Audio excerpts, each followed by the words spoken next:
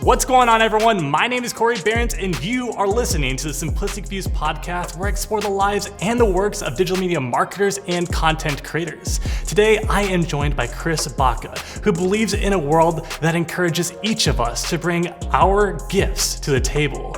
He also hopes to inspire others to share their gifts so that we can all feel a deeper sense of empowerment, belonging, and fulfillment. He's also a YouTuber, podcaster, part owner of Cat & Cloud Coffee in Santa Cruz, California, a former Barista Champion, and so much more. Chris, thanks for joining us, man. Thanks for having me. Appreciate it. So, okay, for the audience's sake, let's kind of backtrack, and can you explain who you are and what you do? Yeah, we'll start with what, because that's always easier. The what's always easier than the who. So day to day, I run a coffee company with two of my friends, Cat and Cloud in Santa Cruz. And our mission is to inspire connection by creating memorable experiences. So coffee is our main product. It's something that we're incredibly passionate about. You know, we all have loved coffee in so many different ways for so long. And we're also really focused on what it feels like when people come to get coffee, right? Product's only half of any, or not, maybe not even half of anything that you do. So we spend a lot of time thinking about how to think from the other side of the counter, looking at things from the guest perspective. So that's kind of what we do. That's the bulk of my day to day. And then so many other things I love. I mean, if I had to sum them up really quickly, writing is probably one of my favorite pastimes to help get my ideas out there. Skateboarding is how I kind of clear my mind and reset to my center self. I just love sharing ideas mostly. I like learning things and then sharing those with other people. So hopefully someone who else is learning something new doesn't have to go through all of the pain that I went through.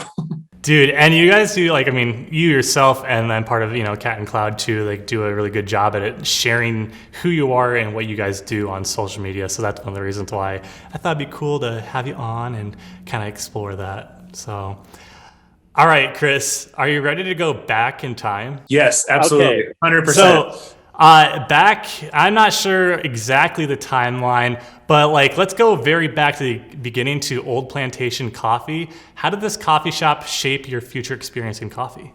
Oh, geez. Wow. How do you even know about that? I found it online, brother. This guy. Yeah. So the first coffee shop job I got, it was a complete accident, honestly. It's like this coffee shop was down the street from where I lived. It was like a couple blocks from my high school and just a few more blocks from my house. And I used to go there with my mom when I was a kid. So we drank coffee every day. And then on the weekends, we would go to this place that was called Plantation, which is where I later had my first job, and we'd get fancy coffee. And I didn't know what it was, but I was like, this is cool. It's interesting. I would get a mocha. I was into the mocha game, super hard. And honestly, when I started working there, which I thought was just going to be a part-time summertime job, I was between things and I needed a little bit of an escape, or a new beginning rather. And I was never thinking like, oh yeah, this is going to be my forever job. So I don't know if it kind of laid the foundation for the context of coffee for me, but it wasn't hugely influential other than it got me in the door and allowed me a space to kind of play around a little bit. You know, it was one of those classic quintessential 90s cafes. It was probably pretty advanced for its time, but it's nothing close to what you see as far as specialty coffee now. But it was kind of where I started to fall in love with the idea of what espresso could be. It's like this curiosity. Okay. It's really bad, but it's kind of sexy. And I think it could taste really good with enough care and attention. So it just kind of sparked that thing in my brain. I love that. And is that where you met Tony? Oh gosh, yes. Tony came in. Oh man, Tony was that guy. He was a scene. Tony was amazing. So do you know him? I don't know. I just read a little bit about him. So yeah, maybe even give the audience some context about who Tony is. Yeah, I mean, I guess Tony was kind of my biggest gateway friend into this world of specialty coffee. So when I had my first job there, this dude walked in and he was just way too slick. Like, he was way too cool. We're in the Central Valley in California. There's nothing there. And this dude I'm like, this guy's not from here. He's from the city. He's from like San Francisco, or he's just not, I don't know. He doesn't fit. It was odd. And he's just this really huge, enigmatic personality. He's loud and boisterous, and he can make you feel really intense emotion. And sometimes they're really good, and sometimes it's kind of scary. But this was this loud, crazy guy who had plans to open a cafe of his own. And I think he was in there just seeing who was in town, who was interested in coffee on more than just a base level. And came to talk to those people who seemed like they were just a little bit more on the level. And I was one of them, because even though we didn't know anything, I've always had this idea that whatever job you're doing, you should do it to the best of your ability. Try to find out as much about it as you can, not only because you get to do a better job, but because it makes work way more fun. Like, I never understood I'll just clock in and clock out. Like, I get that some people have this dream that work should be easy. But honestly, I don't know. It just sounds kind of boring. No, yeah, I definitely agree. Chasing after it, even if you're not initially good at it, but you can feel like you have a sense of belonging inside of this maybe culture or something like that, just pursuing the education behind it and learning more about it. I can say you can fall in love with it. Oh, for sure. I mean, you're going to be somewhere for 8 hours, right? You're going to be there 8 hours. Like, what are you going to do for 8 hours? Just be completely bored or waiting? It's a long 8 hours if you're just waiting for the time when you get off. It's a fun 8 hours if you can get into whatever you're doing, even if it wasn't something that you had an initial passion for. Nothing's that boring. So you can figure it out. So Tony had some coffee education, was plugged into the industry before, and he just kind of picked me up, and he was my first coffee friend and took me on all these coffee adventures. I went to my first coffee trade show with him. I went on my first coffee crawl in San Francisco with him. So he's just kind of introducing me to this culture, which would later become something that was like a huge part of my life. Okay. And so back in, I believe it's 2005, you're looking to maybe like relocate, and you're thinking about moving to Portland. But you happen to meet somebody who told you about Ritual. What's that all about? That's there's multiple stories nested in there. So this is one of those butterfly effect stories, I guess, and hopefully it's interesting. I'd been to Ritual before. They opened in 2005. And by that time, I'd been working at that little shop for a while, and my passion for coffee had just like grown and grown and grown and grown. And I had gone through this gateway, which was competing in my first barista competition, which is a whole different situation. And that was this eye-opening experience, because I got introduced to people who are really doing it. Because you get excited about something, you're pouring all your energy into it, but you don't have a community around it. And you show up and you're like, yeah, I think I'm kind of good at this. I'm pretty good. Like, it's a good chance I could win this thing. People don't know I'm like the dark horse. And then you show up and it's apparent that you are not the dark horse. You are just the new guy. And you got to play your role. It's the opposite of imposter syndrome, right? Exactly. It was really overconfident syndrome. Like, I had crushing it syndrome. I was going to crush it so hard I couldn't even deal. But I got introduced to a lot of people through that world of competition. And one of the people, one person that I didn't even meet at the time, but I met shortly after. So they break down the competition circuit. It's in the regionals, and then you have nationals. So the regional was in Petaluma, and the nationals that year were in Charlotte. So when I went to nationals, this dude, Dwayne Sorensen, walked up to me. So Dwayne, he doesn't work there anymore, but he's the person who founded Stumptown Coffee, which is, they're now owned by like a big holding company that also owns Pete's and Intelligentsia. There's like a bunch of these coffee companies that are owned by the same people, but he was the driving force behind Stumptown, ran it for a long time, was definitely running it at that time out of Portland. And he came up to me and he was just like, hey, I'm Dwayne. And I'm like, yeah, dude, I know who you are, bro. Like, you're basically like a rock star. And he said, I saw you compete in Petaluma. I was like, oh yeah, I was there. He's like, yeah, you did a really good job. And I was like, wow, man, thanks. I appreciate that a lot. And he gave me his card and he wrote his number on it. He's like, if you're ever in Portland, hit me up, like, give me a call. I was like, sweet. All right. Okay, cool. So I did that. I I hit him up. I was like, hey, I'm actually going to be up there, in, I can't remember how long, a month or two. Let me know if you want to meet up. I know you're super busy, whatever. So I just totally thought he was just being nice. I was like, this dude's never going to meet up with me. But he did. He met up with me at the Annex, which is kind of their coffee exploration place. So it's not a coffee shop per se. They do cuppings at regular times, do stuff with weird brew methods. So we met up, did a cupping, hung out for a little bit. And then I bounced out. And through that, I had been having this conversation with him. I was like, hey, I'm thinking of moving to Portland. I really want to make a career in coffee. And it seems like that's where shit's happening. It's huge cafe scene over there. He's like, totally. I'll set you up with an interview with one of my managers to like pass the whole thing along. So I was like, cool. That's awesome. I'm going to move to Portland. And at the same time that whole thing was going, like a weekend or two after that, I went to San Francisco to go pick up my friend from the airport. He has family in Germany. He's got dual citizenship, so he visits all the time. So I went to pick him up, got started like ridiculously early. I was like, I'm going to go to the city and just kind of get coffee, hang out. So I ended up going to Ritual, and I met Eileen, who owns it, at the competition before. And she was like, oh, you were at the competition. I said, yeah. So how's it going? How's coffee in that little weird city that you live in? I was like, coffee kind of sucks in that little weird city that I live in, but I think I'm going to move to Portland. And she says, why? I was like, well, because I want to do this coffee thing, and that's where it's going on. She's like, so you don't have to move to Portland to work in coffee. You should just come work here. And I was like, are you serious? And she's like, yeah, totally. So we exchanged contacts, and then she called me a couple hours later and said like, hey, I'm pretty sure I just offered you a job without running it by my partner first. So could you come back for an interview in a couple of days?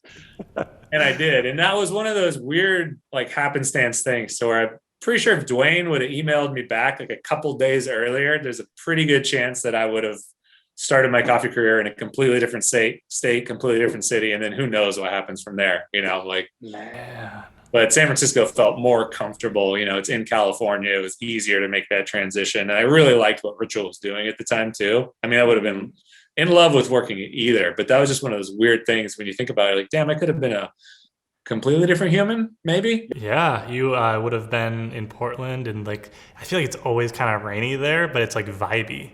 So, and I'm not sure if you've ever seen Portlandia before, but the 90s never died in Portland. So like, you could have been living your 90s dream, bro. I'd be living the life. I'd be real cool in Portland. So your title at Ritual was, you ended up being like a trainer, correct? Yeah, I did a lot of coffee education. So Chris, you were a 3-time finalist in the United States Barista Championship. Let's take a trip back to 2012, where you were your overarching theme was basically reducing CO2 output and wastewater pollution by teaching farmers how to properly develop natural and honey processed coffees, in addition to washed coffees, thus promoting an environmentally sustainable coffee industry. Why is it important to you to educate others on environmental sustainability in the coffee industry? Well, coffee has so many points of connection that just kind of get glazed over. So in preparing for any kind of competition, I'm always really driven to have a theme. Like each competition performance has a theme. I feel pretty strongly about if you're on stage, it's cool to entertain and it's cool to make coffee, but you have an obligation to educate as well. So every year that I did, I'm trying to pick out something. And that year I'd been getting close with this dude named Graciano. And Graciano Cruz, he's got coffee farms in El Salvador and Panama. And he is just, he is a huge advocate for environmental sustainability, because it's interesting when you see how coffee is produced. So at any given coffee mill in traditional wash coffee processing, there's a lot of water used. And it's not only the water used, but once you run the water through the depulper and it kind of interacts with the mucilage and the coffee, you're left with a bunch of wastewater that is really, really toxic. So if you dump the wastewater out, it's got to go somewhere. And if there's not a huge infrastructure for it, which there isn't in a lot of producing countries, it ends up, in vegetation, destroying vegetation or hurting plants or hurting animals that, drink the water. So to say that I'm like environmental sustainability, like guru is completely false. Like, I think this stuff's interesting, but this was my option or like my opportunity to take someone else's mission, a really good mission that I could totally relate to. I'm like, let's take this and tell as many people as possible about it. So I tried really hard, although I didn't have the money to do it at the time.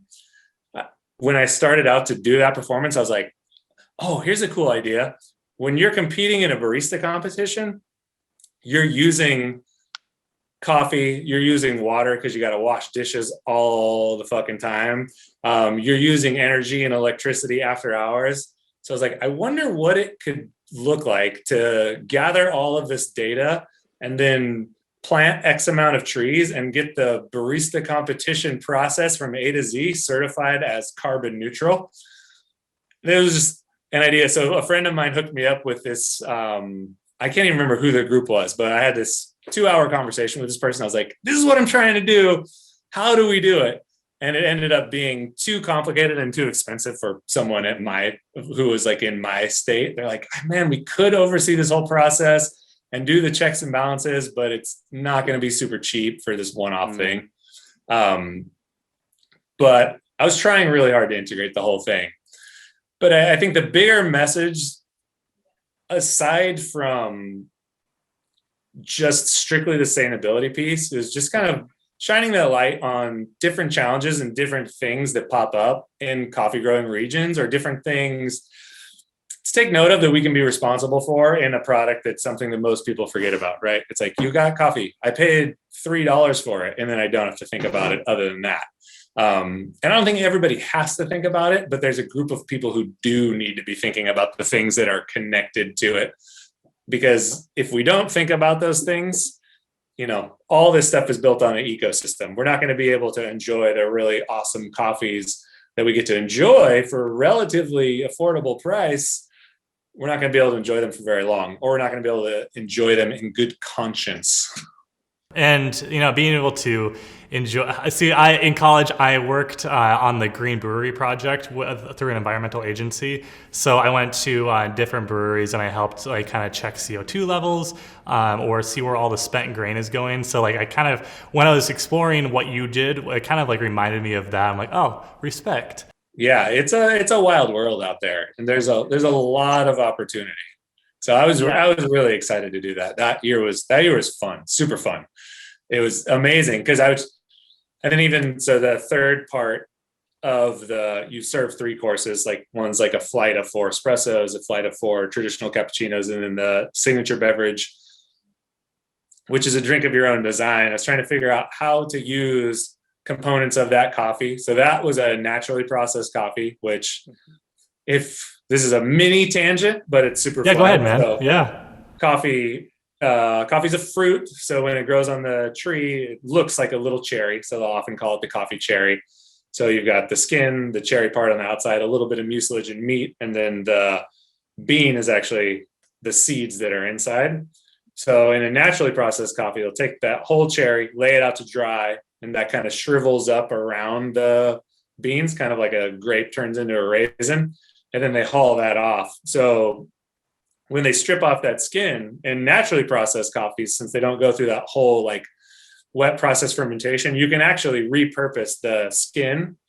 So if you've ever been, some of the big box stores are starting to do it, like Starbucks does it now. They offer a drink called Cascara. I've had that. Yeah. So that is a tea brewed with the skin of the coffee cherry. So in my signature drink, I used some Cascara that was from that same lot of coffee in an effort to try to use as much of that particular coffee as possible and minimize the whole waste A to Z. Yeah, I've had that drink. I was working in Kansas City this summer, and I ended up going to, I think it's called the West Bottoms or something like that. And there's a coffee shop down there. They're kind of focused more on motorcycles. They have a motorcycle shop connected to their coffee shop. It's pretty cool. But they had that drink and they're like, yeah, we just got this, we're just like starting to offer it. I'd love to see what your thoughts were on the drink. To me, I'm not sure, like, I didn't personally like it that much. It was a little too, like, I'm not sure, like a little bitter and acidic or more acidic to me, but like I could see how other people would enjoy it. Yeah, a bunch of people do different things with it in different ways. So Okay. it's cool to see it pop up more and more. It's definitely not everyone's cup of tea or coffee. Yeah. Ooh, pun. Yeah. Puns. I'm here for pun. you. Ooh. We're here. So, like I think at the very like foundation of education is storytelling, and I think I'd imagined with the collection of videos you have on YouTube, like there's a bunch of like explainer videos. So can you kind of talk about how you used YouTube as a platform to educate others about like basically like how coffee in general, but also too like when I go over, there's a coffee shop called Dash Coffee Roasters in Cedar Rapids, Iowa, and I had mentioned your name to one of the people that worked there, and like, oh yeah, I know who Chris Baca is. We watched some of his videos while we were being trained as baristas. So can you talk about how like YouTube has been a source for you to kind of educate others? Yeah, it happened very unintentionally. The first time I made any kind of video tutorial situation was literally I was looking for coffee information, scrolling the video after video after video after video. And I was just kind of bummed that no one was making really well focused, concise enough to be digestible, but nuanced enough to have enough knowledge to where you're like, oh, I actually learned something. It just didn't seem like it existed, and I was pretty upset about it. So I definitely didn't start down it trying to think of it as a marketing thing or even YouTube. I was like, I'm just going to make this thing that I think needs to exist in the world because it's what I would want to see if I was first starting to make coffee. Okay. If I wanted to learn about how to make a pour over, how to make a French press, or learn where coffee comes from, what would I be looking for? And it was funny because I was making them and just kind of throwing them out there. And I had no idea that people were even watching them. Because when I've made some of the videos several times, because I made a whole what do you call it? Like a collection of videos when I was working at Verve that I don't know if they exist anymore anywhere. They're on Vimeo somewhere. Maybe. Yes, I believe they do. Yeah. So we made those whole videos, and when I was making those at the time, we were just kind of putting them up. I was working in marketing there, and I didn't really think much of it because I kind of had this clean slate. They're like, there's this job. We need someone in marketing. We don't know what it means, but you can maybe do it. And I'm like, sick.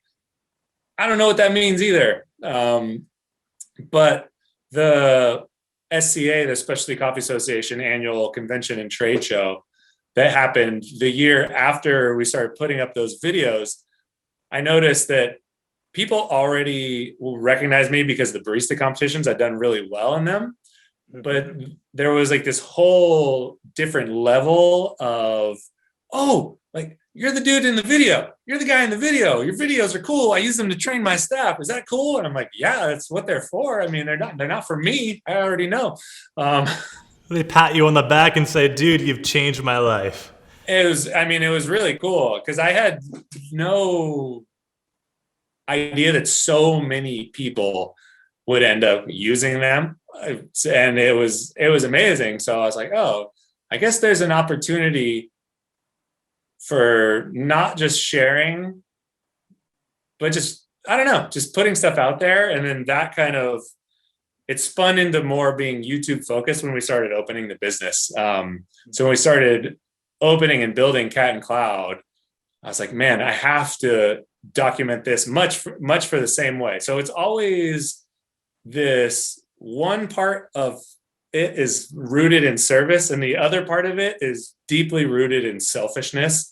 And where those things align is kind of the stuff that I make, or it's like, I know that one day I'm going to be hopefully really old, and it'll be cool if I looked back on 2015 and 2016, the years when we're opening the business, and I could watch videos and see us carrying these huge burlap sacks out of the trunks of our car into our friend's roastery, and then setting up this makeshift roastery and handwriting 1,000 labels and, cleaning up this godforsaken crazy mess that we created in just a few hours. Like I need to remember those things because it's going to be it's just going to make me feel good. And then on the other hand, there's going to be a group of people who are curious about starting a project of their own. And it's really hard when you see businesses that are fully formed. You pick any business that you look up to, and it's easy to just imagine that they've been in the state that they've been in forever. It's hard to see the growth. The bigger they are, the harder it is. You look at a company like Nike and you're like, yeah, they're Nike. They've always been Nike and they're always going to be Nike. They're this huge, epic, crazy business. And I thought we had an opportunity to, as our brand grows and grows and grows, for people to look back and be like, okay, I see what they are now, but I also see that it was just 3 guys with no location and 1 bag of coffee, borrowing equipment and just kind of figuring it out. And that gives you hope. At least it would for me. If I was starting a project, I think it's cool to know that, people are starting in the same place. What's the smallest little tiny step that you can make? Cool. Take that step. It doesn't have to be grand. It doesn't have to be crazy. It just has to mean something. And if you can get to that step, then you can take the next one, and then you can take the next one. So that was where it spun into, man, there's so much to catalog because there's so many lessons to share. Well, I like the transparency on it because I'm pretty sure you guys, kind of showed your trials and tribulations about what failed and what didn't work. So you didn't mask oh, it's all sunflower and roses down here. So I think thank you for that. Yeah, no doubt. So when you when you're getting Cat and Cloud established in 2015, 2016, and you have this collection of YouTube videos that are doing fairly well, that are seen by a lot of people, how were you able to kind of use that and use your ability to kind of market yourself on YouTube, and how are you able to translate that experience into marketing Cat and Cloud? Great question. Wow. Geez, that's such a good question. I mean, why you ask me such good questions? Bro, I'm leaving you speechless. No, you're great. I think, oh gosh. Well, there's 2 entities that kind of coexist that never completely merged, and we're kind of merging them now. So on one hand, the YouTube channel that most people are looking at currently, or the one that you're referring to, is just my personal YouTube channel, which I've always put stuff on. And Cat and Cloud, we were kind of pushing a lot of stuff on Instagram, but there wasn't this huge switch to where this is Cat and Cloud YouTube channel now, because part of creating these things is also, my personal spin on it, or a little bit of my personal release. And at least at the time, there's not always a direct translation from the self to the entity of the business. I might want to put something up there that just doesn't make any sense at all. Doesn't have anything to do with coffee, which has definitely happened. But I mean, being able to log the process, just having for probably 2 years, 90% of the videos on there were about Cat and Cloud and the process of building it. I mean, just having it there is just a huge, I don't know. I mean, I wasn't thinking about it in terms of leveraging the brand or we're going to grow it. It's nice when it comes time to make a sale. I don't think in terms of selling too much, but it's nice to have some sort of familiarity going on when you bring something new into the market that people can look at and be like, I think this looks familiar. Where have I seen this before? Oh, yes. This brand has popped up in these videos over and over again. And honestly, the biggest way that it helped is in wholesale, if I'm tying it directly to something, to the business. So there's the aspect of Cat and Cloud that lives in Santa Cruz, which has been amazing since day one. The neighborhood that we opened in was the neighborhood that we worked in for years and years and years. And people knew who myself and Jared, one of my business partners, were, and we'd been baristas in that context. And most of those people have no idea that my YouTube channel even exists. It's not a factor in that scenario. But we also sell coffee wholesale to other people who have cafes or grocery across the US and sometimes internationally.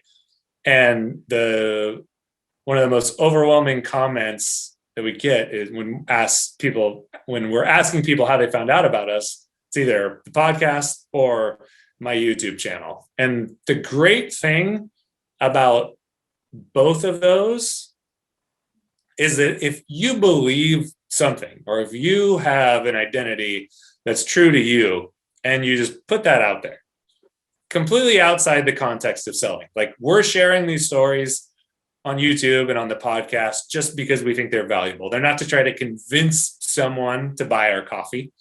They're just for people to learn from or not. They make the call. Someone goes down that rabbit hole and pulls on the thread of the stuff that you're creating, and they're interested enough to be like, man, this looks really cool. I'm going to start a coffee company. I totally dig what these people are doing. I want that coffee. At that point, we don't have to sell coffee at all. People call us and they're like, you guys are the guys from the videos, right? Yeah, you guys are dope. Like, I want to buy your coffee. How do we make it happen? And that has been amazing because I've had sales jobs before. I don't particularly love them. I don't like that normal sales life, or like, I got to increase pounds by 20% this quarter, or it's a shit show or whatever. So it's been really cool. It gives us the opportunity to work with people who believe the same stuff that we believe. And it makes that vetting process much easier because people are already tuning into what we're doing. So that's probably been the biggest asset. Man, that was a great question. Yeah. And you say it in, I think in some sort of podcast I listened to that you were on, you don't look at it as marketing, you look at it as storytelling. Yeah, it really is. I mean, and some people probably don't make that distinction, but for me, when I think of marketing, it just doesn't feel as cool. It feels like something that you have to do. Like, I have a business, so I have to market it. And in some ways that's true. I mean, it's absolutely true. If you have something that's worthwhile and you think is going to bring value to someone else, like, yeah, you owe it to them to tell them about it. But if you're not in that mindset, when you say marketing, it conjures up these like strange visions of clickbait or bots or whatever. So when we're kicking stuff around in the context of the organization, we always default to storytelling because that's really what we're passionate about. And then that becomes the marketing. Well, let's talk about passion real quick. So, you and I had a one-on-one session sponsored by Square this summer. And we talked about Simon Sinek's, his why video. Can you talk about, one, what you're passionate about, and two, your why, and then three, we'll follow that up later on with maybe like how we can walk through that exercise, at home, stuff like that. Yeah, my passion and my why are kind of like this intersecting thing. So, I mean, if I was going to say passion, one of the things I'm most passionate about is sharing information, like sharing, teaching, educating, facilitating learning is probably the best way to say it, because it's very rare that you teach someone else. It's more likely that you create an opportunity for them to make the discovery on their own. And that's what I'm the most passionate about. And when I think of my why, it's really, it's in there. You kind of mentioned it in the beginning of the podcast, but I really feel passionate about inspiring other people to share their gifts. And it's really hard to put that into context or even understand what it meant. But a lot of this discovery, it's funny because a lot of the things I feel like you intuitively know when you're younger and there's no pressure on you to be anything that you're not, and you just exist in your own little world, kind of go away and have their way of coming back around. And starting Cat and Cloud and figuring out what it means to own a business and how best to, like, how do you run this thing? Like, like I had a fucking panic attack when we had the first orientation, right? So we have probably 55-ish employees now, 4 locations and a roastery, which is not big for a big company, but it's big for us. And I remember our first orientation, there were 8 people and we had 1 location, and I was just tripping. I'm like, I don't know how to do this. Like, I can't be responsible for 8 people. This makes no sense. Like, I don't get it. I don't know. I'm going to stress out. So trial and error, how best to channel your creative energy, how best to inspire other people, how best to create this culture. And what I've come back to is, I've tried all these different tactics. It's like, man, everybody's got strengths and weaknesses. Everybody's got a certain way of being, or a certain thing, a certain gift that is their best method of operation, the way that they are when they're being like the truest to themselves. And I had to kind of relearn how to lean into those things in the context of the business, and kind of shed the mentality of, okay, this is what I think a business owner is supposed to be. This is how business owners act. This is what business owners look like. This is how they talk. This is how they lead. I've read all the books, but like none of it's working. I don't understand.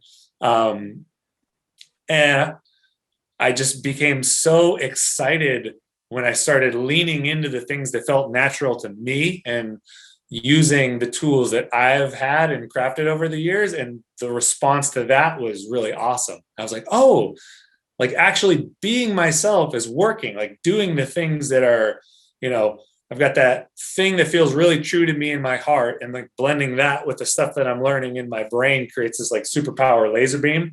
And that's like where the magic of the why comes in. It's like everybody's got their version of that superpowered laser beam. And I want to see it, like, not just for the person's benefit, but for my benefit too. It's like, I want people to like know what it feels like to go into a place and be like, I can own my truth and be myself and make a positive impact in the world. Like that can happen. But I also want to see the things that people create when they're in that zone. And I think that's one of the things that makes so many brands kind of uninteresting, because it's really easy to look at what works for other people.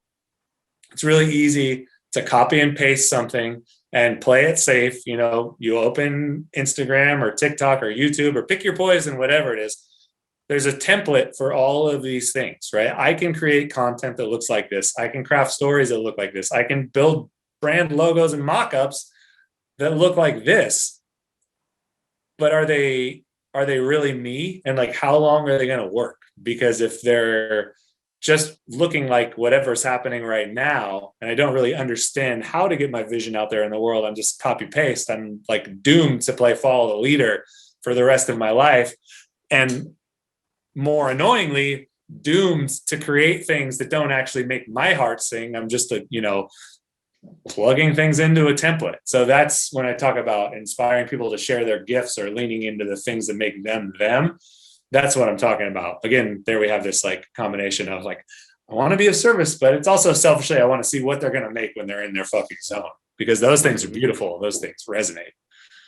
That does resonate. And, I'm not sure, you don't want to be a drone and just like, say things or perceive yourself online as something that you're not, because ultimately people are going to find out about you. Like they're going to realize like, oh, this dude or this chick or this person is not like actually in love with the process or in love with what they're doing, because people can smell it a mile away.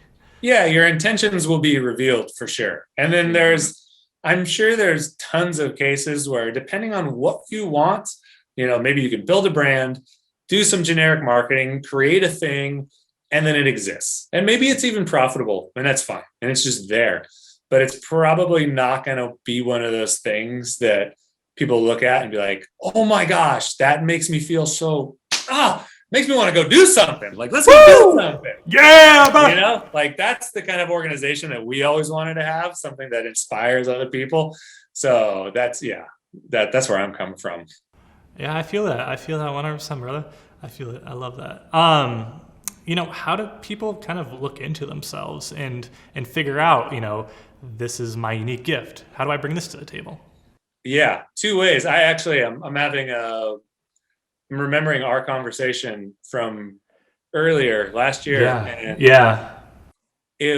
I think one of the things I said to you, maybe I was just thinking about it in the context of you and never even told you, but if you're young, if you're new, if you don't know what's happening, right, it may be fraught to do kind of like the classic why discovery. So look at Simon Sinek's stuff for the full scope of everything, but in the classic why discovery, you're kind of gathering stories, times, places, things that created an emotional charge to you, and sharing those stories with a partner is what he prescribes, sharing them with a partner, and the partner can kind of listen, ask questions, and then kind of produce what he calls the golden thread, this theme that ties a lot of these things together that you might not even see because you're so close to it. So I did a couple of those and they were interesting, but the thing that's helped me the most, and the thing that I would probably, and I'm not saying I'm an expert on this at all, the thing that I would recommend to people who are just getting going is to pick something and do it. Just do some work. Like, see how it makes you feel. Experiment with a bunch of different things. For example, I used to draw a lot. I was never a particularly good artist, but I like to draw. And last night I bought this big canvas and I got some paints and some brushes and stuff. And I was like, I'm going to paint this thing. We have a podcast studio. I was like, we need to put some stuff in the studio. I was like, I'm going to make a picture. Immediately, like when I started putting like brush stroke down to canvas, like I just like smiled, like, so I literally smiled. I like noticed myself doing it in real time. I was like this little kid just so happy. And I was like, I was gonna say that's our innate being. It's such a foundational aspect of our psyche. Yeah. And when things like that happen, when you have that spontaneous, uncontrollable response, whether it be positive or negative, I think paying attention to that it's huge. There's so many ways you could go in any different direction. My YouTube channel is fairly casual, but I make what I want to make. I put it out there. That's been its own journey. I have friends who do YouTube, and they get excited by looking through the comments, reading all of them, taking that information, using that to inform what they're going to make. They're really in the analytics, and like that's exciting for them. That's like an exciting part of the creation process, is doing that research. And so they have two different versions of YouTube, because I will fucking never do that. Like I can't stand that stuff. That if that's what making videos means to me, like that's not at all what I want to do. Like, that ain't it, Chief. That ain't it. Yeah, the video is a vehicle. So, but for those people, like my friend Mike, oh my God, he loves it. He's like, you'll see him, he'll be showing me this stuff and he's showing me his analytics, and he's not showing it to me in the context of this is how much money I'm going to make off ads. He's like genuinely curious and excited by the process. He's like, this is crazy. Look at this. Did you see this? It's so, I'm like, damn, dude, you love this stuff. He's like, oh, it's cool. It's so fun. I love it. The metrics, brother. Yeah. And I think that's rad. So just paying attention. I know that's the most generic thing. It's hard. So probably some combination of both. It's really easy to lie to yourself, especially when you're having some success with a certain thing that's maybe not making you feel the way you want to feel, but it's important to note if you don't feel the way you want to feel. That's so true. Let's go back to your drawing. So I just want to, clear up the water. For those who don't know, Chris, he has a little figure that, says things on his Instagram. Is there an official name to this little man? I'm trying to find the, oh yeah. Here's this little book I made. Ah, yes. So, no. So this thing doesn't have a name, but there's a couple different versions of it. So I drew him first on an invoice, like we were shipping out coffee, and I still have the original drawing somewhere, but it was way more weird looking than this. It was just a box with this little character in it, and then I wrote selfie on it.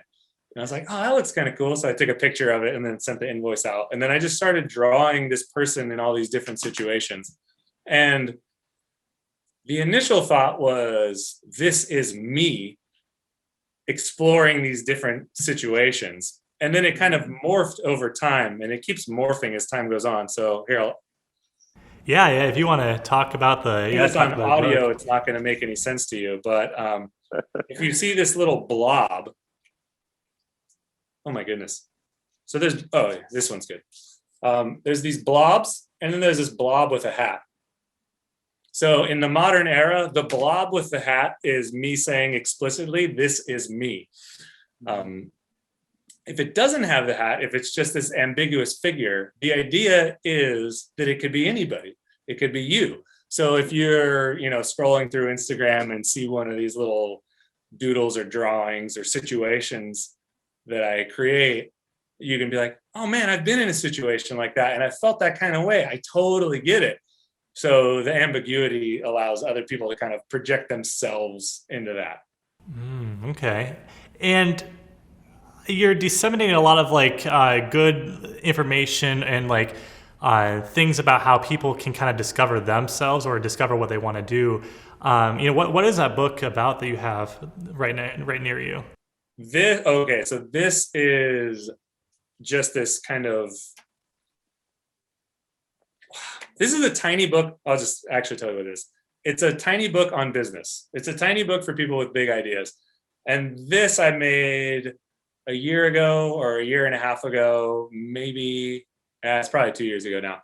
Yeah, I think it was 2 years ago. I got invited to speak with a high school entrepreneurial business class. So someone in the class knew Cat and Cloud and looked at some of the stuff that we did in media and in business, and like, we have this class that meets.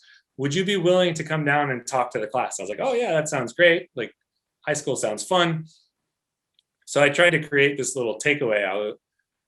I asked him, I was like, well, I could come in and talk about a lot of things. If you could give me maybe 10 questions, talk to the class, what are 10 things that you would really like to hear about? And we can kind of short form answer those. And he gave me the list, and I wanted to make one card, a card that had a note with those 10 things on it, and just kind of little cliff notes, something that you could put in your wallet or put in your pocket, this little reference guide, just like a takeaway. And I was trying to make it, and it just wouldn't work. I was like, it doesn't work. It's too long, but it doesn't need to be that long. I was like, but I can make a tiny little book. So I ended up making, a couple hundred of these books, gave them to the people in the class, and then we sold the rest on the website. And it was super fun. I really enjoyed the process. It was rad. So we're going to see one day, maybe like in an art exhibit, classical art of Chris Baca. That would be great. I got to work on my NFT. Yes, I'm trying to dive more deeper into that. I admittedly have no idea what's going on with that. I have a friend that he's from New York, and he last year took a picture, during when quarantine first started, he took a picture of a cherry blossom tree every single day that, and he was able to combine them into a GIF that made it show its growth. It went on auction, and it sold, that NFT in specific sold for $6,000. That's amazing. Yeah. I'm in the same boat as you. I have a friend who is really well versed in these things. And I'm actually going to call him after we get done, because we've been talking, and I just think it's curious. I'm just curious about it, I guess. Yeah. So I'm going to go ahead. Let's go ahead and wrap up the podcast. Is there anything that, you would like to tell others about, maybe something that we didn't talk about, and tell it to the audience? Oh my gosh. I don't know. There's so many things. I feel good. I think you asked great questions. Yeah, you did a good job, man. You got inside my brain. You stumped me a couple of times. I got you, brother. All right. Well, ladies and gentlemen, that is the podcast. If you'd like to know more about Chris or Cat and Cloud, I will have some information in the description. But other than that, thank you so much for listening or watching, and have a great day.